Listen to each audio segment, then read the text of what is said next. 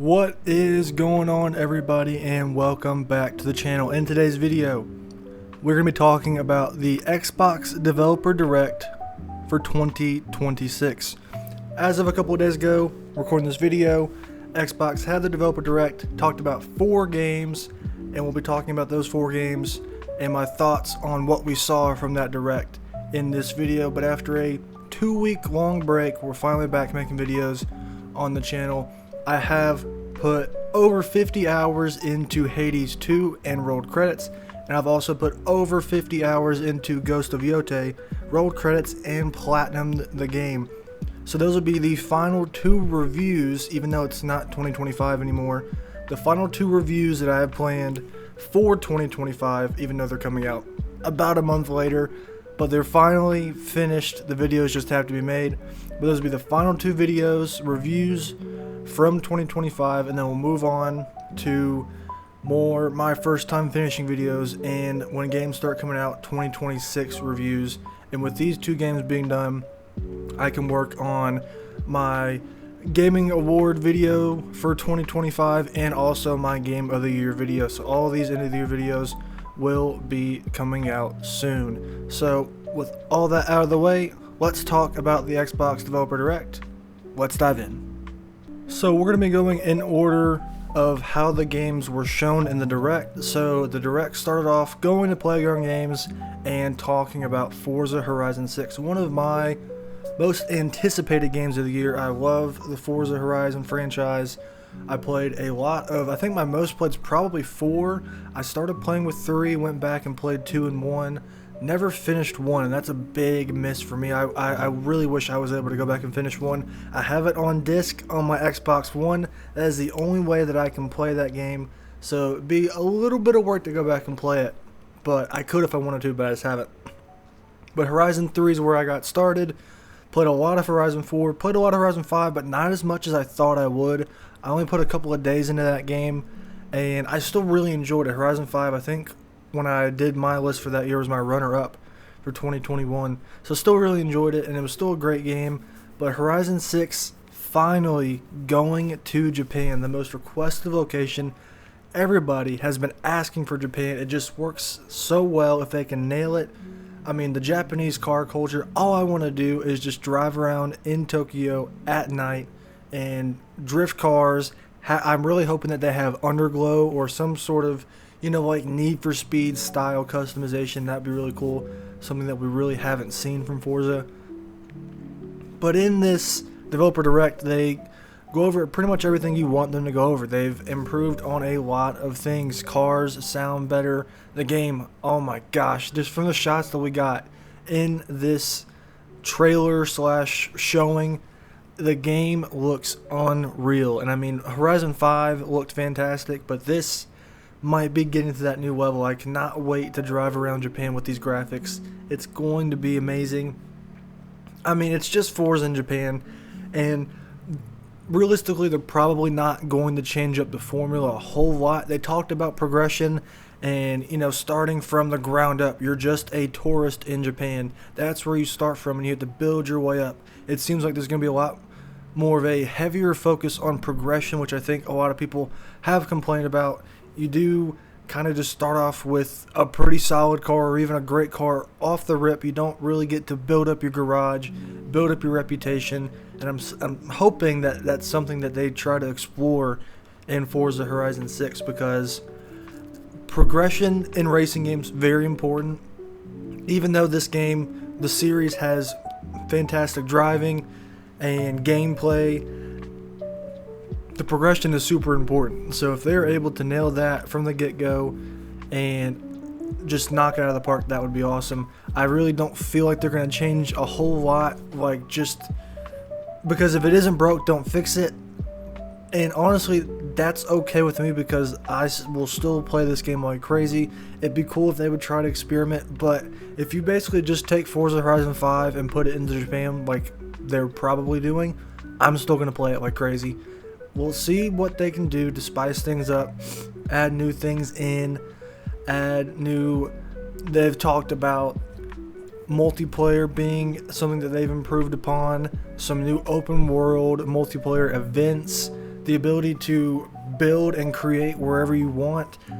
That is something that I haven't really experimented with. I don't really get into that kind of thing with any kind of game, but for the people that do, you're able to start building and creating wherever you want on the map, and you can do it with friends as well. That's a really cool feature. They also showed off these like custom, I think they called it like aftermarket cars that you can find all around the world. Maybe that's the replacement for barn finds, or maybe in a better world they're going to take barn finds and then add aftermarket cars to this and have two different ways of finding old classic cars, but then finding these really crazy car builds with, you know, liveries and all these crazy parts on them. That would be really cool. The one big thing that they showed off that I'm really the most intrigued about to see how they're going to go about it is this garage slash estate. They showed off your garage and how you're able to customize it, invite friends over to see what you can do. I'm really interested to see, is it just going to be like, you know, putting cars in a garage and, you know, you can choose where you place them, what cars you place, and that's it? Or are you going to be able to customize the garage, how it looks, how it feels? That would be really cool. But then also this estate, huge piece of land and property that you're able to, in the trailer it was just a piece of land, but then it blew up and there were all these different buildings on it, and you're able to invite friends over, you're able to drive around on it. That looks really intriguing. Interested to see how that's going to work in this kind of game, in a racing game. It's almost like a base building mechanic. How is that going to work in a Forza game? A lot of cool ideas that they talked about. I'm sure I'm missing some things off of the top of my head, but those are just the ones that come to mind off of the top of my head. But Forza Horizon 6 is shaping up to be the best Forza Horizon. It is, I would be very shocked if this game misses. If it's just more Forza Horizon in Japan, it's going to be on my top 10 list. It'll probably be very high up on my list. I just really hope that they are able to nail the feel of Japan. That's what I'm most curious about, so we'll see if they can do that. But very excited. We are getting Forza Horizon 6 on May 19th. This is the only game from the Direct that had a definitive date, and I cannot wait for May 19th to roll around. So Forza Horizon 6 coming from Playground Games is coming on May 19th. Next up, Beast of Reincarnation coming from Game Freak. This is one that when it was announced it was going to be at the Developer Direct, just not one that caught my eye. This is a game that, you know, we saw it, I think it was at the Xbox Showcase 2024, I do believe, and I think the big thing was, wow, this is Game Freak, this is the Pokemon developers doing something different. And they have done that before, but they pretty much only do Pokemon and put Pokemon games out every year, and well known for having probably really short development cycles, not a lot of time to cook in the oven, and the game's coming out and not looking great. And a lot of people love Pokemon. I am not a Pokemon guy. I have never tried Pokemon. That might be something that is, you know, really crazy to say. I have never played a Pokemon game. It's not that I'm not interested, it's just there's so many more games I'd rather try first. But getting off track and getting back onto it, Beast of Reincarnation, it looks pretty solid. Not a game that is going to, you know, draw me in right away like a Forza or a Fable. This is a game that I think I would only play if there's nothing else coming out around it. It's on Game Pass and people are really raving about how crazy good this game is. Then I might give it a shot, but this is one that I might steer clear of. It does look pretty cool. Graphics wise, the art style looks cool. It's got some interesting gameplay mechanics going on, a lot of definitely unique art style choices, character choices. Gameplay actually looks pretty solid too, and you know, we'll see how it turns out. I'm excited that, you know, people are excited about this game. I can definitely see the appeal of it. It's just not my thing, but I definitely at least wanted to give it a shout out, talk about it, because it was here. It did have a pretty extended showcase, and just not my kind of game, Beast of Reincarnation. But like I said, it at least caught my attention enough to where if there's nothing around it, if it's getting these crazy high praises, it's on Game Pass, I can give it a shot. I might give it a shot. We'll see. It's got a summer 2026 date on it, so it could be June, July, August, somewhere in there. We'll see what happens with it. Definitely, glad that it was here. Glad that it got a showcase. People were excited about it. The thing I'm most happy and excited for is that Game Freak is able to do something different. I hate when developers are just stuck on the same thing over and over again. Big example being Call of Duty. There's definitely some talent with those developers, but they're just stuck making the same game every single year, and that seems to be the case with Pokemon. I'm not the most well versed on Pokemon. That's just what I see from the outside perspective. But seeing them be able to do something different, you can definitely see there's a lot of potential here in this game. This is something different. You can tell they've been wanting to make something like this, and that's super exciting for the people that are making this game. That is what I'm most excited about, is for the people, the developers, to do something different. I think that's really important. Pokemon games are great. People love them. Keep making those. But at least let these developers do something a little bit different just to keep things fresh. So that's exciting. Beast of Reincarnation, not my thing. Excited for people that are excited for it. But we are seeing this game this year in the summer. A secret fourth game came into the mix right after they showed Beast of Reincarnation. You saw the screen kind of trying to drill into something. I don't know exactly what was happening, but then pops out a secret fourth game, and that is Kiln, coming from Double Fine. There were rumors of a secret fourth game. They always do a secret, a game that wasn't shown on the original graphic, whether they have 4 games and there's a 5th game, or there's 3 and then there's a 4th game. There was a lot of rumors. What could this be? We saw that someone, I think at Xbox, said that this was going to be a smaller project from a first-party studio. So then everyone started speculating, is this going to be the Fallout remasters? Is this going to be a Call of Duty remaster? My prediction was that it was going to be whatever Project Mara was from Ninja Theory, the Hellblade studio, but I'm pretty sure either right after or right before that project got canceled, and they are working on Hellblade 3.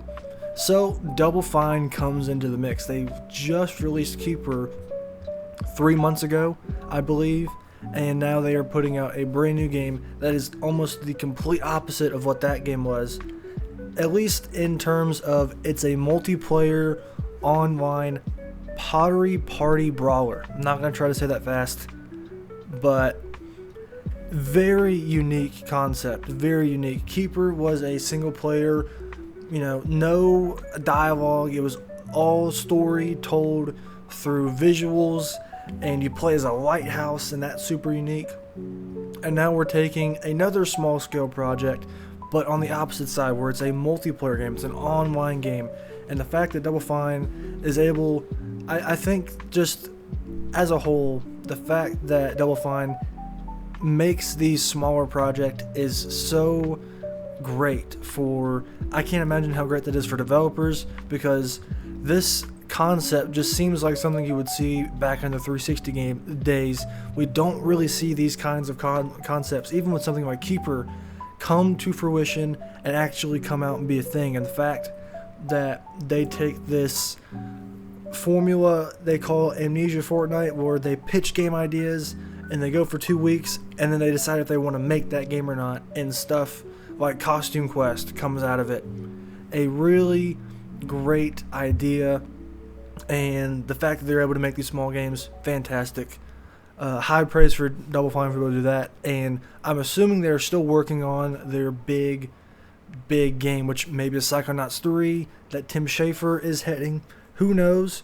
But as long as they have that big project in the works, these small projects are always great. So getting off of that kind of side rant, back to Kiln.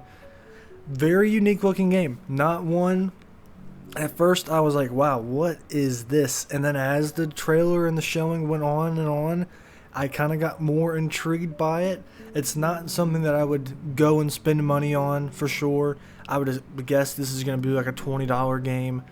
But the fact that it'll be on Game Pass, I think is going to be huge for this game and people trying it out. But I'm very worried. The one great thing about these games being made, these smaller games being made, is also one thing that can be its downfall of this is such a very unique and niche idea. It's not going to be free. People are going to have to pay for it. How is this game going to do with a life cycle? Is it going to last a year, or is it going to die off? Because we see all these games come out, super unique ideas, and you would hope that people are going to play it a lot and spend a lot of time in it, and player base and retention is going to be up, but then they die off and servers die in a year. I'm not trying to be a very negative person with this, but I'm always worried about that, and especially with something like this that does have a lot of potential and promise. I'm really hoping that people give it a shot and try it out, and if it's actually a good game and has good potential, they stick with it and updates are constant, consistent. That's what I'm hoping for out of Kiln. This is one that I'm going to try. I'm not entirely sure if I'm going to keep with it. Like I said, a pottery party brawler, unique concept, and there's definitely some creativity that can be had here. You're able to go into the menu and customize your own pot. If you want to make a vase, a big pot, a small pot, and shape it, color it, put designs on it, stickers on it, and then take those pots online. And the map design looks really cool. They talked about these different locations for maps and how there's different shortcuts for different sized pots and different shapes as well. So like there's shortcuts for only small pots that they can fit through, or there's going to be shortcuts for maybe super thin, narrow shapes that they can fit through. That's a really cool idea. I'm hoping the gameplay is great. They showed off one mode called Quench. Looks like a very cool mode. Could be very addicting. If there's only one mode at launch, that's what I'm worried about. I'm hoping there's other modes to kind of spice things up, because playing this Quench mode over and over could get very repetitive and tedious. I'm hoping there's great progression, and I'm really hoping this game succeeds because it's a really cool idea, even if it's not entirely my thing. Not really into pottery at all. This is something I'm going to try. I'm not the type of person that's going to spend hours creating and designing pots. I just really want to play the game for the most part. But if this speaks to you, very excited for you, because it doesn't seem like we get anything like this at all. Very unique concept. I'm hoping this one sticks around. It is coming in spring 2026. Really hoping that this game has the great foundation and great potential to live for years to come and become one of Xbox's, Sea of Thieves, that kind of thing. It's hard to do that. It's going to be very hard for them to do that, but it looks like there's a lot of passion behind this project, and I would love to see them succeed from this small project. So Kiln, coming from Double Fine, is coming out spring 2026. And finally, we go back to Playground Games, the double feature, and we take a look at Fable. 100% my game of the show. My history with Fable, very brief. I've tried the first game. I put a little bit of time into it, but never got pretty far into it. If that is something that you would like to see on the channel, I would absolutely be down to make a first time finishing series on the Fable games. Go through the trilogy, play through it, and experience what a lot of people have experienced with the original Xbox and 360, and why Fable has so much hype around it. A different developer, Lionhead Studios, not a thing anymore. After Fable 3, they are gone. Playground Games, the Forza Horizon developers, are doing something completely out of their wheelhouse. The only thing that's in their wheelhouse that Fable has is this open world. Everything else they have not done. No RPG history at all. They've only done Forza Horizon. But they're taking on a huge task of trying to reboot Fable. And from what we saw in this trailer, they look to be knocking it out of the park. The game looks fantastic from a visual standpoint. Trailer gameplay looked a little choppy frame rate wise. I'm hoping that's just the trailer, not the game itself. But wow, really showed off a lot in this game. Combat looks actually really solid with the different spells you can use. The animations look great from the main character, but also enemy animations look really cool. Enemy variety looks great. They showed off a lot of different enemies in this trailer. The different spells you can use, fire spells, some like spike spells, lightning spells. Lots of cool gameplay shown in this trailer. But to me, what really stood out, and I feel like a lot of people were waiting to hear this, Fable, and like they said in the trailer, Fable was an RPG that had almost an entirely new game built within Fable, and being able to buy houses, buy businesses, run businesses, marry villagers, have children, and they showed that off in this game, and it looks like they're hitting all the right boxes. You can go get a job and build up some money to buy a house, to buy a business. You can buy all the houses in Albion. You can go on dates, marry people, give them gifts. You can have kids, you can get divorced. I cannot wait to see how this is going to work out in game. That's one thing to say it, and they did show it, but to actually play it, to actually get on the sticks and see how it works in the game is one thing that I'm very excited to try out. But it looks like they are knocking that part out of the park. You are able to talk to every single villager in this game. Every character has their own personality, their own routines. They said that you could follow someone for an entire day and they'll do their own thing. They'll, wake up, go to their jobs, have some leisure time, go back home. That is really cool, and something that is going to be able to help immerse you in this world, help build this RPG into something that you can just live in this world and just stay in it. Every character has dialogue. They have this reputation system where your choices are going to matter, the things that you do are going to matter. They showed off, a character that you'll talk to in the game is very happy with you because they are working for you. You are their boss. Or there's someone that is living on the street because you evicted them from a house that you own and they don't like you, and they're going to let you know that they don't like you. You'll walk through the streets, and if people like you, they'll call you a hero, the greatest thing ever. If they don't, they will, talk bad about you right in front of you. It's awesome. It's going to make this game super immersive, super lived in, and if they can pull it off, it's going to be a great thing.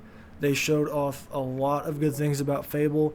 Environmental variety looks great. You have these creepy villages that have these dark tones to them, but then you have this city of Albion, the Heroes Guild, the Clock Tower, all these really cool, visually unique locations that I think is going to be important in a game like this. I'm hoping we get some kind of like seasonal variety, maybe some kind of like autumn or snow, winter. That'd be cool. Just an idea. We'll see if that happens, but can't wait to see how Fable is going to pan out. They showed off a lot of good things. There's a lot of promise with it, and it looks like the one important thing that I think they needed to do was, and this is for any studio that is going back and rebooting a series, is what did people love about the original games? That is the most important thing. You need to be able to capture that. You need to go back and look at the past and figure out, why did people love these games so much? And that's what they seem to be doing with Fable. They went back, looked at Fable 1 through 3, and were like, okay, this is what people loved about these games. Let's do that, but let's do it in a bigger and better way. And it looks like Playground Games is knocking that out of the park. Can't wait to get on the sticks, play this game. It has a fall 2026 date or window. Very solid chance that could get pushed to like an early 2027.